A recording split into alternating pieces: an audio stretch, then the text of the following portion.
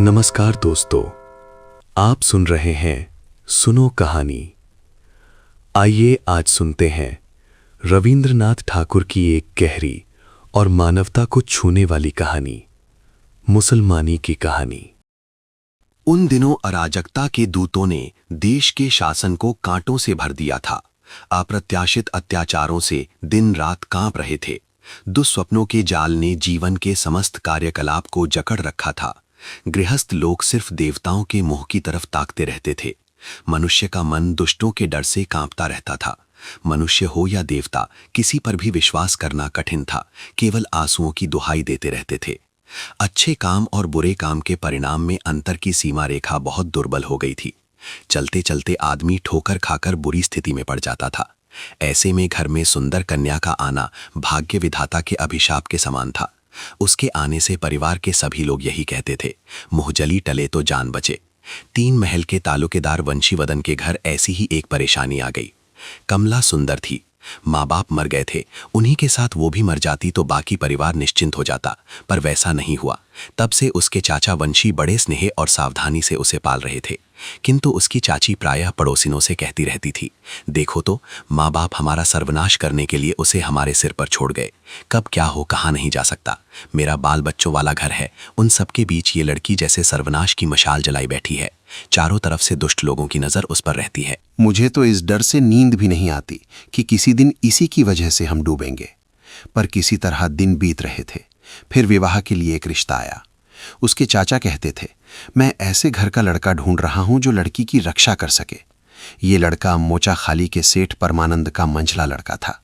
बहुत से रुपयों का मालिक था, पर यह तय था कि पिता के मरते ही रुपयों का निशान भी नहीं बचने वाला था। लड़का बेहद शौकीन था। बाज उड़ाना, जुआ खेलना, बुलबुल लड़ाना वगैरह में छाती ठोक कर पैसे लुटाता था। उसे अपने धन का बड़ा गर्व था। उसके पास पैसा था भी बहुत। उसने मोटे मोटे भोजपुरी पहलवान रखे हुए थे। सब प्रसिद्ध लठैत थे। वो सब जगह ये कहता हुआ घूमता था कि पूरे इलाके में कौन माई का लाल है जो मेरे शरीर को हाथ भी लगा सके। वो लड़कियों का बहुत शौकीन था। उसकी पत्नी थी, पर अब एक नई कच्ची उम्र की लड़की की खोज में था। उसके कानों में कमला के सौंदर्य की बात पड़ी। उसका वंश बहुत धनवान ही नहीं, शक्तिशाली भी था। उसने प्रण किया कि इस लड़की को अपने घर ले जाएगा। कमला ने रोकर कहा, चाचा जी, मुझे कहाँ डुबो रहे हो? वे बोले, माँ, तुम तो जानती हो कि अगर मुझ में तुम्हारी रक्षा करने की सामर्थ्य होती तो सदा छाती से लगाकर रखता। शादी के वक्त लड़का छाती फुलाकर आया। बाजे गाजों का अंत नहीं था। चाचा ने हाथ जोड़कर कहा, दामाद जी, समय बहुत खराब चल रहा है, इतनी धूमधाम करनी ठीक नहीं है। सुनते ही उसने फिर चुनौती के स्वर में कहा, देखते हैं कौन पास आने का साहस करेगा। चाचा बोले, शादी पूरी होने तक लड़की का दायित्व हमारा है। उसके बाद वो तुम्हारी हो जाएगी। उसे सुरक्षित घर ले जाने का जिम्मा तुम्हारा है। हम वो दायित्व नहीं ले सकते, हम कमजोर हैं। उसने छाती चौड़ी कर कहा, डरने की कोई बात नहीं है। भोजपुरी पहलवान भी मूंछों पर ताव देते हुए लाठियां लिए खड़े रहे। शादी के बाद वर कन्या को लेकर प्रसिद्ध तालतड़ी के मैदान से निकल रहा था। रात के दूसरे पहर में मधुमल्हार नामक डाकुओं का सरदार मशाले लिए दल बल के साथ ललकारता हुआ आ गया। भोजपुरी लठैतों में से एक नहीं रुका, क्योंकि वे जानते थे कि मधुमल्हार जैसे विख्यात डाकू के हाथों में पड़ने पर कोई नहीं बच सकता था। कमला पालकी से उतरकर झाड़ियों में छिपने जा रही थी, तभी बूढ़ा हबीब खां पीछे आकर खड़ा हो गया। लोग उसकी पैगंबर की तरह पूजा करते थे। उसने सीधे खड़े होकर कहा, मैं हबीब खां हूं, तुम सब यहां से जाओ। डकैत बोले, खां साहब, आपके सामने तो कुछ कह नहीं सकते, पर हमारा काम आपने मिट्टी में क्यों मिला दिया? पर जो भी हो, उन्हें जाना ही पड़ा। हबीब ने आकर कमला से कहा, तुम मेरी बेटी हो, तुम डरो नहीं। अब इस आपद की जगह से घर चलो। कमला बहुत संकुचित हो उठी।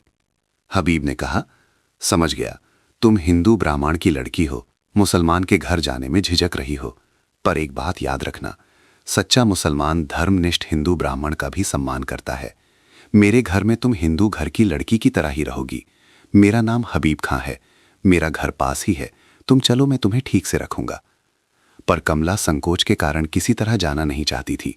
ये देखकर हबीब ने कहा, देखो, मेरे जीते जी इस गांव में कोई तुम्हारा धर्म भ्रष्ट नहीं कर सकता। तुम मेरे साथ चलो, डरो नहीं। हबीब खां कमला को अपने घर ले गया। आश्चर्य की बात यह थी, उस 8 मंजिले मुसलमान के घर की एक मंजिल पर शिव मंदिर था और हिंदू स्त्री के रहने की पूरी व्यवस्था थी। एक वृद्ध ब्राह्मण आया और बोला, माँ, ये घर हिंदू घर जैसा ही समझो, यहाँ तुम्हारी जाति सुरक्षित रहेगी। कमला रोकर कहने लगी, कृपा करके चाचा जी को खबर भिजवा दे, वे आकर ले जाएंगे। हबीब बोला, माँ गलती कर रही हो, तुम्हारे घर से कोई तुम्हें वापस नहीं ले जाएगा, वे तुम्हें बीच सड़क पर छोड़ देंगे, चाहो तो एक बार परीक्षा ले सकती हो। हबीब खां कमला को उसके चाचा के घर के दरवाजे तक ले जाकर बोला, मैं बाहर तुम्हारी प्रतीक्षा करूंगा। घर में अंदर जाकर कमला चाचा से लिपट गई और बोली, चाचा जी मुझे कभी मत छोड़ना। चाचा की दोनों आंखों से आंसू बहने लगे। तभी चाची ने आकर देखा और बोलने लगी, दूर कर दो, इस कुलच्छणी को दूर कर दो, सर्वनाशिनी, दूसरी जाति के घर में रहकर लौटने में शर्म नहीं आई। चाचा बोले, बेटी कोई उपाय नहीं है, समाज में कोई तुम्हें लौटने नहीं देगा, बल्कि हमारी भी जाति जाएगी। कुछ देर कमला सिर झुकाए खड़ी रही, फिर धीमे कदमों से दरवाजे से निकलकर हबीब के साथ लौट गई। उसके चाचा के घर के द्वार उसके लिए सदा को बंद हो गए थे। हबीब खां के घर पर उसके लिए धर्म पालन की सुविधा व्यवस्थित की गई। हबीब खां ने कहा, तुम्हारे घर मेरे घर से कोई नहीं आएगा, इस बूढ़े ब्राह्मण के साथ तुम अपनी पूजा सेवा आचार विचार का पालन कर सकोगी। इस घर का एक पुराना इतिहास था, इसे लोग राजपूतनी का महल कहते थे। बहुत पहले एक नवाब राजपूत कन्या को उठा लाए थे, पर उसकी जाति बचाने के लिए उसे अलग रखा था। वो शिव पूजा करती थी, बीच बीच में तीर्थ यात्रा के लिए भी जाती थी। उन दिनों उच्च वंश के मुसलमान धर्मनिष्ठ हिंदुओं की बहुत इज्जत करते थे।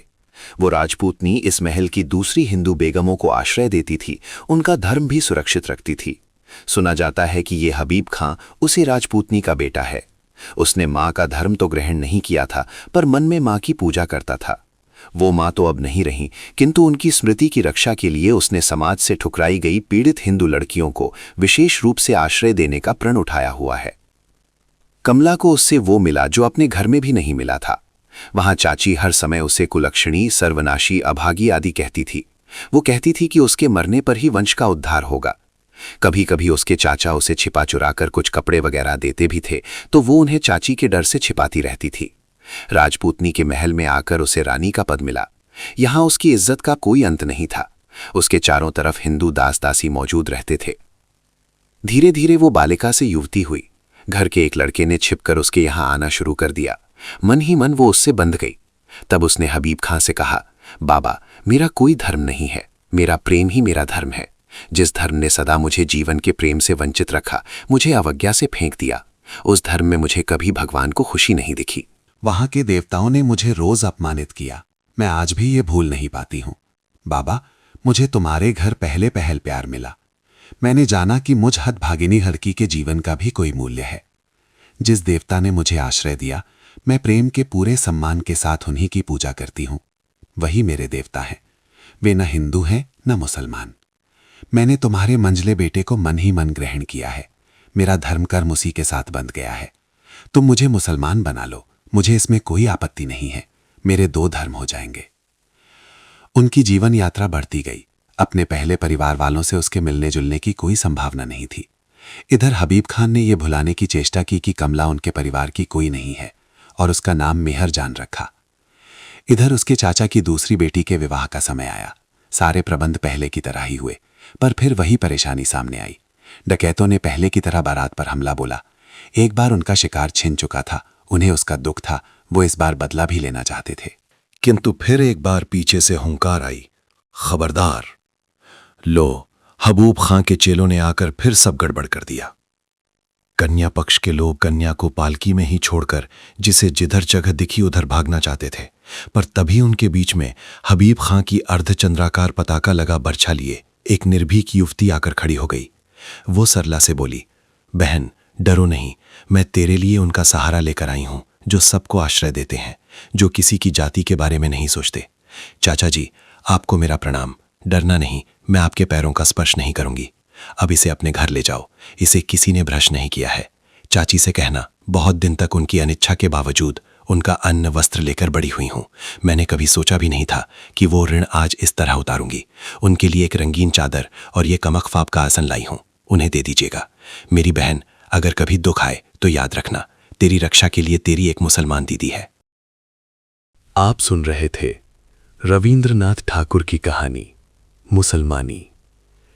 ये कहानी हमें याद दिलाती है कि धर्म की पहचान कपड़ों, नामों या रीतियों से नहीं, बल्कि मनुष्य के कर्म और करुणा से होती है। जहां इंसानियत बोलती है, वहां भेद अपने आप मौन हो जाते हैं। रविंद्रनाथ ठाकुर की ये कथा हमें दूसरों को समझने, अपनाने और इंसान बने रहने की सीख देती है। ऐसी ही अर्थपूर्ण और सोचने पर मजबूर करने वाली कहानियों के लिए सुनो कहानी के साथ जुड़े रहिए।